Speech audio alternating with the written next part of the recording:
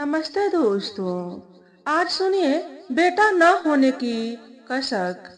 जाड़े की गुनगुनी और मखमली धूप खिड़की से सीधे कमरे में प्रवेश कर रही थी। मोहन जी खिड़की के पास खड़े धूप के साथ साथ गरम चाय की चुस्कियां ले रहे थे। तभी माँ खांसती हुई कमरे में घुसी। मोहन जी के मुस्कुराते और चिंता मुक्त चेहरे को देख हुए बोली, अरे अब तो कुछ गंभीर हो जा। तुझे देखकर तो लगता ही नहीं कि आज तू चौथी बेटी का बाप बना है। इसमें गंभीर रहने की क्या बात है माँ? बाप बना हूँ चौथी बार, कितनी खुशी की बात है। मोहन जी माँ की तरफ मुड़कर बोले, हाँ पर बेटी का बाप, और वह भी चौथी बेटी का। इस बार तो पूरी उम्मीद थी कि पोता ही होगा। कौन से देवता के चरणों में माथा नहीं टेका, कौन सी मनौती नहीं मांगी। व्रत दान तीर्थ पूजा पाठ सब बेकार गया। न जाने देवी देवता हमसे क्यों नाराज है। हमारा खानदान न तो आगे बढ़ पाएगा और न ही मेरे लड़के को। इससे पहले कि माँ आगे कुछ और बोलती, मोहन जी का चेहरा गुस्से से तमतमा गया। वे माँ पर लगभग चीखते हुए बोले, बस माँ बस, कड़वा बोलने की सारी हदें पार कर दी आपने। फिर से वही पुराना राग, पोता पोता पोता। तुम्हारी इन्हीं उलझुल अंधविश्वासी बातों की वजह से मैं किसी भी बेटी के पैदा होने पर खुशी नहीं मना पाता। घर का माहौल खराब कर देती हैं आप इन घटिया और ओछी बातों को बार बार सुनाकर। ऐसी हरकतें करने लगती हैं आपकी मानो कोई पहाड़ टूट पड़ा हो आप पर। पोता चाहिए था आपको, नहीं हुआ, पोती हुई, बात खत्म। माँ पर इन सब बातों का कोई फर्क नहीं पड़ा। वे और भी ऊंचे स्वर में बोली, अरे तुझे क्या, बाहर आस पड़ोस की मेरी उम्र की सारी औरतें मुझे चार बातें सुनाती हैं। सभी के एक न एक पोता जरूर है। मेरा इकलौता बेटा बेसहारा ही रहेगा। बुढ़ापे में कोई दो रोटी देने वाला भी नहीं रहेगा। बस माँ बहुत हो गया। आज कितने खुशी का दिन है, कम से कम आज के दिन तो मेरा दिमाग खराब मत करो।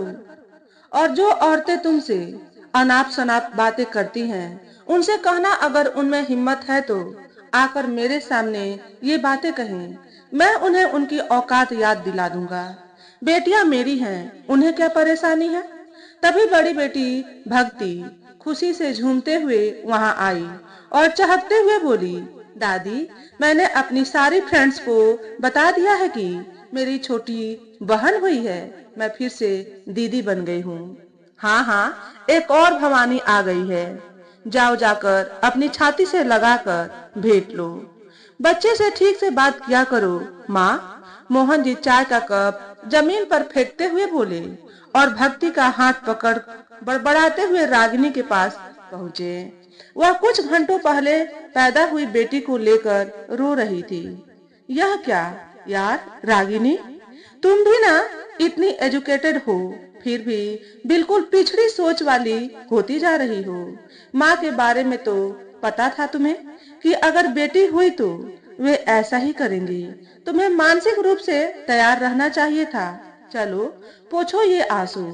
मोहन जी रागिनी का सिर सहलाते हुए बोले, मैं जरा सी खुशी देने लायक भी नहीं रही, न माँ जी को न आपको। एक बेटा तक न दे पाई आपको। मुझे माफ कर दीजिए। कैसी बातें कर रही हो रागिनी। मैंने आज तक कभी तुम्हें ऐसा एहसास होने दिया कि मुझे बेटा ही चाहिए। मैं उन सब के मुंह पर ताला लगाऊंगा जो हमें बेटियों के माँ बाप होने का ताना कस रहे हैं। एक दिन ये सभी अपने कहे पर पछताएंगे। तुम देखना, मैं अपनी बेटियों को शिक्षा संस्कार व्यवहार में खूब काबिल बनाऊंगा। पड़ोसी रिश्तेदार जो तुम्हें बेटी होने पर ताने देते हैं, वे कल हमारी बेटियों के नाम की मिसालें देंगे।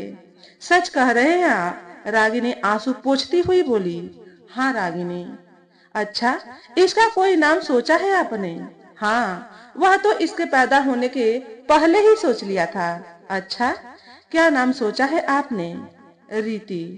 अच्छा नाम है ना? चारों बेटियों का नाम एक जैसा, भक्ति, दीप्ति, नीति और रीति। कहो कैसा लगा? बहुत अच्छा है, कहकर रागिनी मोहन जी से लिपट गई। समय तेजी से बीत रहा था। मोहन जी और रागिनी अपनी बच्चियों को लाड प्यार से पाल रहे थे। चारों बहनों में हमेशा लड़ाई होती रहती कि मम्मी पापा को अपने पास कौन रखेगा।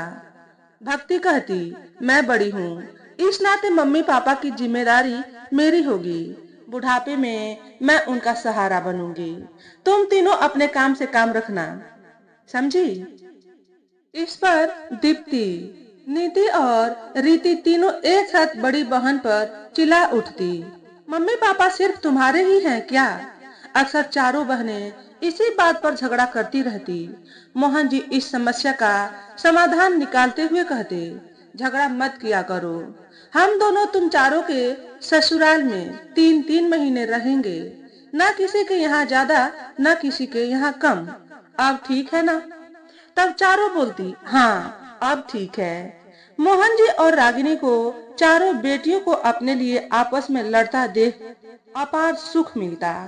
मोहन जी ने अपनी माँ से पूछा, क्यों माँ, क्या तुमने कभी कहीं बेटों को भी यूं आपस में लड़ते देखा है। अगर वे लड़ते भी हैं तो सिर्फ अपने लिए, अपने माँ बाप के लिए नहीं। माँ गहरी सांस लेती हुई बोली, बेटा देखा तो नहीं है, पर ऊंट किस करवट बैठेगा यह अभी पता नहीं। जिंदगी कब कहां किस मोड़ पर ले जाए पता नहीं। बेटा तुझे खुश देखकर तसल्ली हो रही है। मैं तो चाहूंगी कि जो इन बेटियों के मुंह से निकल रहा है वही हो। मैं तो बस यही चाहती हूँ कि मरने के बाद भी मैं तुम्हें खुश देख सकूं। पर याद रखना बेटा, घने अंधेरे में अपना साया भी साथ छोड़ देता है। कुछ समय बाद ही माँ अपने दिल में पोता खिलाने का अरमान लिए इस दुनिया से चल बसी। चौथी बेटी रीति को ससुराल विदा करने के बाद रागिनी भी कैंसर जैसी खतरनाक बीमारी से लंबे समय तक जूझने के बाद मोहन जी को हमेशा के लिए अलविदा कह गई। चारों बेटियों की शादी में घर गृहस्थी के सामान गहने सब कुछ चले गए। बचपन में किए गए अपने वादे के मुताबिक भक्ति ने अपने पापा को अपने पास बुला लिया, पर अपनी सास और जेठानी के रोज रोज के तानों के कारण उसने पिता के सामने अपने हाथ खड़े कर दिए। एक सुबह सास का कर्कश स्वर मोहन जी के कानों में पड़ा, कैसे कैसे बेहाया लोग पड़े हैं इस दुनिया में, एक बार कहीं पांव जमा लेंगे तो आगे बढ़ने का नाम नहीं लेंगे। अरे मेहमान को मेहमान की तरह रहना चाहिए, आए 2-4 दिन रहे, खाया पिया और चले गए तो ठीक लगता है। सास की राह पर भक्ति की जेठानी ने भी उनके सुर में सुर मिलाकर कहा, पता नहीं माँ जी, कैसे लोग बेटियों के ससुराल में रहकर सुबह शाम का निवाला ठूंसते हैं। मेरे भी पापा आते हैं, चाय नाश्ता ही कितने संकोच से करते हैं। वे तो कहते हैं कि मेरे लिए बेटी की ससुराल का पानी पीना भी पाप है। अगर कुछ खा पी लेते हैं तो उसका 10 गुना देकर जाते हैं। कपड़े हो, पैसे या गहने छक कर देते हैं। मेरे पापा को कभी मेरे यहाँ इस तरह रहने की नौबत आएगी तो उससे पहले वे चुल्लू भर पानी में डूब मरेंगे। मोहन जी अपमान और उपेक्षा से तड़प उठे। सामने भक्ति आंखों में आंसू भरे खड़ी थी। उसके हाथ में पापा का बैग था। वह बैग मोहन जी को पकड़ाते हुए बोली, पापा अब मुझसे आपकी यह बेइज्जती नहीं देखी जाती। हर दिन हर रात मैं घूंट और तड़प रही हूँ। ये लोग मुझे गालियां और ताने दे, मैं बर्दाश्त कर लूंगी, पर आपका अपमान नहीं सहा जाएगा। मैंने दीप्ति को फोन कर दिया है, आप उसके यहाँ चले जाइए। मोहन जी ने अपने हाथ में बैग लेकर भक्ति के सिर पर हाथ फेरते हुए सदा खुश रहो कहा और तेजी से बाहर निकल गए। दीप्ति के घर पहुंचने पर उन्हें लगा कि मानो यहाँ भूचाल आ गया हो। दीप्ति के ससुर चिड़ियों को चावल के दाने डाल रहे थे। उसकी सास रसोई से ही चिल्लाती हुई बोली, चावल कितना महंगा है, पता भी है आपको? कहीं से कोई एक्स्ट्रा कमाई नहीं है। महंगाई दिन ब दिन बढ़ती जा रही है। एक एक पैसा छाती से लगाकर रखना पड़ता है। इतनी भी हैसियत नहीं कि काम वाली लगवा सकूं। सारा काम खुद ही करना पड़ता है। बहू भी आई है ऐसी की एकदम निकम्मी, कामचोर, बस दिन भर बकरियों की तरह खाती है और अजगर की तरह सोती है। फिर कुछ बड़बड़ाती हुई दीप्ति की सास रसोई से बाहर आई।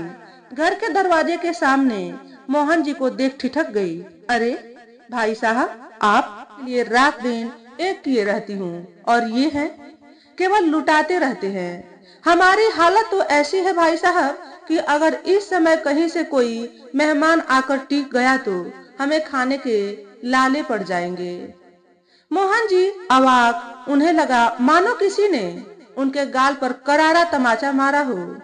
चाय पानी पूछने के बजाय दीप्ति की सास ने सीधे सीधे मोहन जी से पूछा, वैसे कितने दिनों तक रहेंगे आप यहाँ?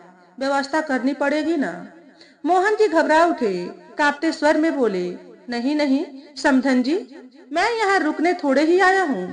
भक्ति के यहाँ से आ रहा था, सोचा दीप्ति के भी हाल चाल लेता चलूं। अच्छा अच्छा कहकर उन्होंने सुकून भरी सांस ली। अब उनकी बातों में नरमी आ गई। उन्होंने दीप्ति से कहा, देखो बेटा, तुम्हारे पापा आधे एक घंटे के लिए आए हैं। चाय पानी नाश्ता अच्छे से करा देना, चाहे तो खाना भी पैक कर देना। अच्छा भाई साहब, मैं चलती हूँ, बहुत काम पड़ा है। आप थोड़ी ही देर के लिए आए हैं, बेटी से मिल लीजिए। मैं क्यों फालतू की बातों में आपका समय बर्बाद करूं? हंसती हुई वे वहां से निकल गई। कितनी जहरीली हंसी है इस औरत की। दीप्ति की सास भी भक्ति की सास की तरह तेज तर्रार है।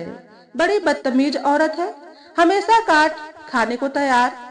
न जाने कैसे रहती है मेरी बेटी इसके साथ। बेचारी पूरे दिन चक्कर घिनी की तरह नाचती है, पूरे घर का काम करती है।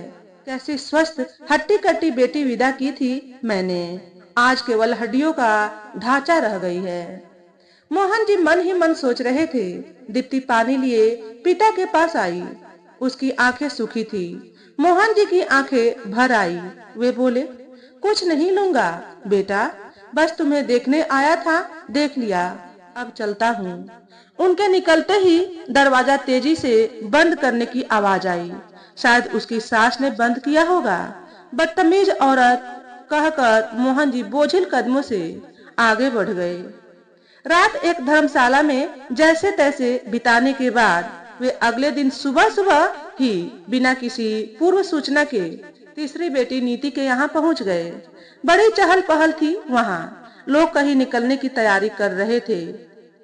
पापा को यूं अचानक देख नीति हैरान रह गई।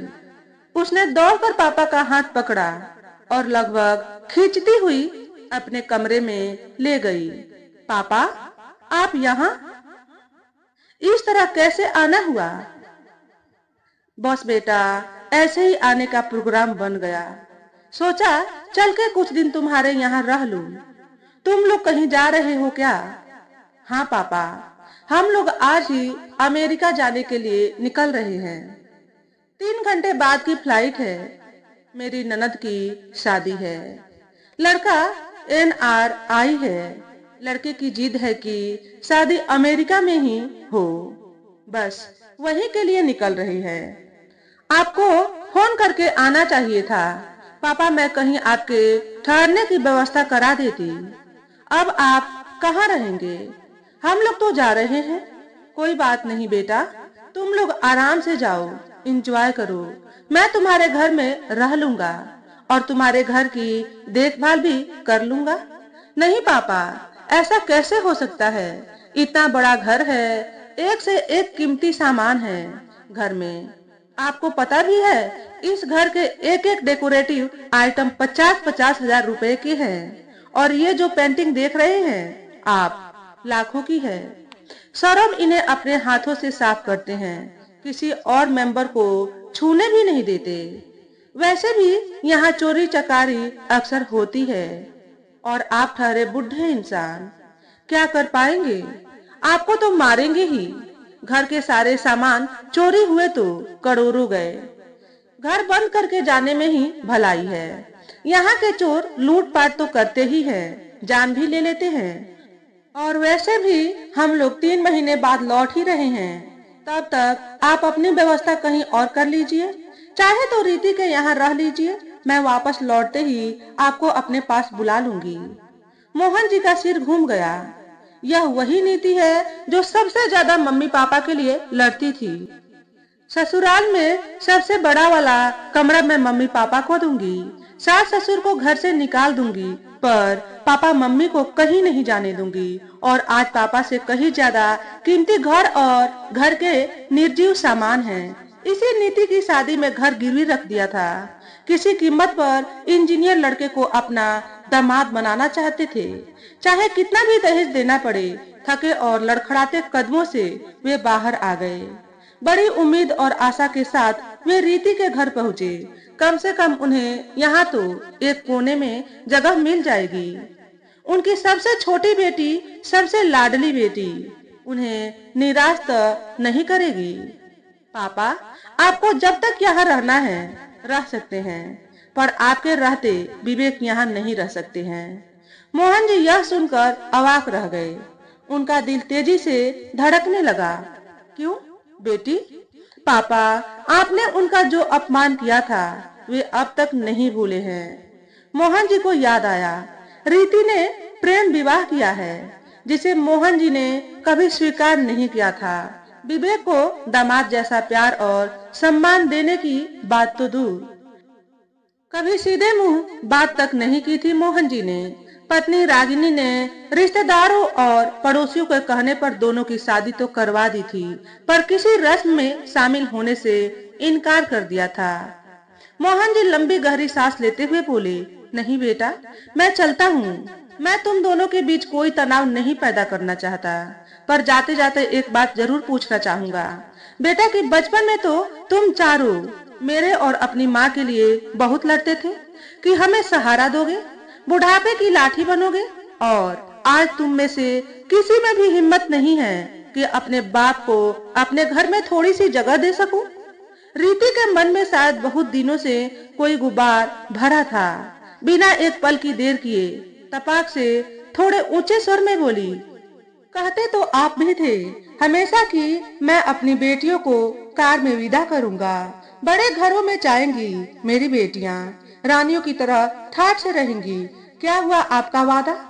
हमने जो कहा था वह तो बचपना था। हंसी खेल लड़ाई में कह गए, पर आप तो समझदार थे। जो कहते थे वह कर पाने की हिम्मत थी आप में। सबसे ज्यादा दहेज तो आपने नीति दीदी को दिया। वह तो अच्छा हुआ कि मैंने लव मैरिज की, वरना दीदी की तरह सास जेठानी की गालियां और ताने सुनते दिन बीतता, या फिर दीप्ति दीदी की तरह अच्छा खाने और पहनने को तरस जाती। मोहन जी को मानो सांप सूंघ गया, काटो तो खून नहीं। उन्हें ऐसा प्रतीत होने लगा मानो पूरी दुनिया का अंधकार सिमटकर उनकी आंखों के सामने आ गया हो। अच्छा हुआ रागिनी यह सब देखने से पहले ही मर गई। उनका मन किया कि फूट फूट कर रोए, जोर जोर से चिल्लाए, मगर यह सब करने का क्या फायदा। न तो कोई उनके आंसू पोंछने वाला है और न ही कोई उन्हें सुनने वाला। आज उनका विश्वास झूठा साबित हुआ। बेटियों के बाप का गर्व चकनाचूर हो गया। रागिनी का रोना, माँ के ताने, पड़ोसियों रिश्तेदारों के व्यंग सब सच हो गए। माँ ने ठीक कहा था, जिंदगी कब कहाँ किस मोड़ पर ले जाए पता नहीं। घने अंधेरे में अपना साया भी साथ छोड़ देता है। इतने वर्षों में आज पहली बार मोहन जी को बेटा न होने की कसक हुई। उनका कलेजा जैसे छलनी हो गया। आज मोहन जी झूठे साबित हो गए। आज उन्हें आभास हुआ कि वे जीवन की किस मरीचिका में जी रहे थे। उनकी चारों बेटियां चार गहरी खाइयां नजर आने लगी। हर तरफ गहन अंधकार, जीवन का सबसे दुखद अध्याय उनके सामने था। अब इससे बुरा क्या हो सकता है? उनके सामने की सारी दुनिया जैसे घूमने लगी। वे गस खाकर नीचे गिर पड़े। होश आने पर देखा लोग उन पर पानी के छींटे मार रहे हैं। उनके चारों तरफ बड़ी भीड़ जमा है। उसमें से एक ने पूछा, अंकल जी क्या हुआ आपको? कुछ नहीं बेटा, ऐसे ही चक्कर आ गया था। कौन है आप? कहाँ जाना है आपको? मोहन जी ने गहरी सांस लेकर कहा, मुझे किसी वृद्धा आश्रम पहुंचा दे बेटा। तो दोस्तों आज के वीडियो में बस इतना ही। अगर हमारे द्वारा बताई गई कहानी थोड़ी सी भी अच्छी लगी हो तो वीडियो को लाइक और शेयर करें। चैनल पर पहली बार आए हो तो चैनल को सब्सक्राइब करके बेल नोटिफिकेशन को ऑल पर सेट कर ले, ताकि आपको ऐसे ही अच्छे अच्छे वीडियो देखने को मिले। हमेशा खुश रहे, हमेशा स्वस्थ रहे। वीडियो देखने के लिए आपका बहुत बहुत धन्यवाद।